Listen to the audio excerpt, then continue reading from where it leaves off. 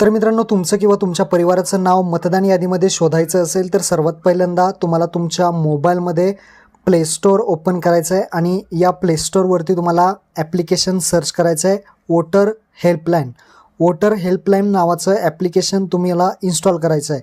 हे इन्स्टॉल केल्यानंतर ओपन करायचं आहे. ओपन केल्यानंतर अशा पद्धतीने इंटरफेस तुम्हाला दिसेल. इथं आपल्याला अकाउंट असेल तर तुमचा मोबाईल नंबर पासवर्ड टाकून तुम्ही लॉग इन करू शकता. जर या ॲपवरती तुमचं अकाउंट नसेल तर अकाउंट उघडायचं आहे. अकाउंट उघडण्यासाठी न्यू युजरचा ऑप्शन तुम्हाला दिसेल. या न्यू युजर या ऑप्शनवरती क्लिक करून तुम्ही तुमचं अकाउंट उघडायचं आहे, ज्यामध्ये मोबाईल नंबर, OTP वगैरे टाकून, नाव वगैरे टाकून तुम्ही तुमचं अकाउंट उघडू शकता. तुम्ही यामध्ये अकाउंट उघडलेलं आहे असं समजतो. अकाउंट उघडल्यानंतर तुमचा इथे मोबाईल नंबर टाकायचा आहे आणि जो पासवर्ड बनवला होता तो पासवर्ड टाकून सेंड OTP वरती क्लिक करायचा आहे. मोबाईलवर आलेला OTP तुम्हाला इथे टाकून खाली लॉग इन नाव या ऑप्शनवरती क्लिक करायचं आहे.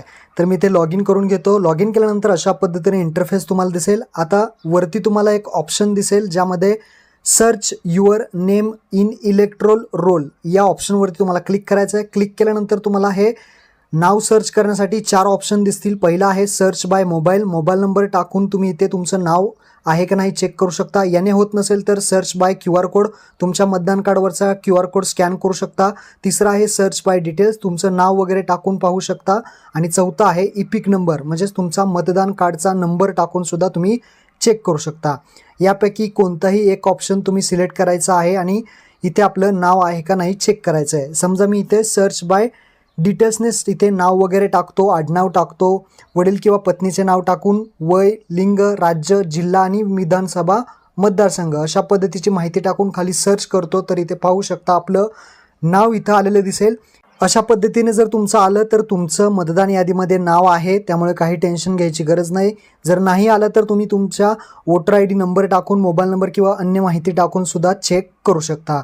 त्यानंतर ही जर स्लिप तुम्हाला डाउनलोड करायची असेल, शेअर करायची असेल तर इथे तुम्हाला ऑप्शन दिलेले हे स्लिप तुम्ही डाउनलोड शेअर करू शकता. अशा पद्धतीने तुमचं किंवा तुमच्या परिवारातील व्यक्तींची नावे वोटर हेल्पलाईन ॲपने तुम्ही मोबाईलमधून चेक करू शकता. आता मी तुम्हाला दुसरा एक ऑप्शन सांगतो.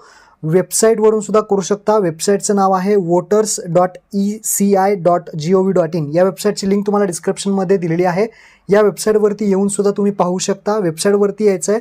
इथे तुम्हाला सर्वात खाली एक ऑप्शन आहे सर्च इन इलेक्ट्रोल रोल. खाली आल्यानंतर हा 3 नंबरचा ऑप्शन दिसेल, त्यावरती क्लिक करा.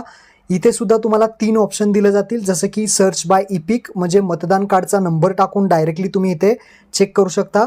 दुसरा ऑप्शन आहे सर्च बाय डिटेल्स, म्हणजेच नाव वगैरे टाकून, माहिती टाकून चेक करू शकता. आणि तिसरा ऑप्शन आहे सर्च बाय मोबाईल नंबर, म्हणजेच मोबाईल नंबरने. असे 3 ऑप्शन दिलेले आहेत. यापैकी कोणताही एक ऑप्शन निवडून तुम्ही सुद्धा इथे आपलं नाव चेक करू शकता. तर महत्त्वपूर्ण हा व्हिडिओ होता. आपल्या मित्रांना नक्की शेअर करा आणि आपलं नाव चेक करा. धन्यवाद. जय हिंद, जय महाराष्ट्र.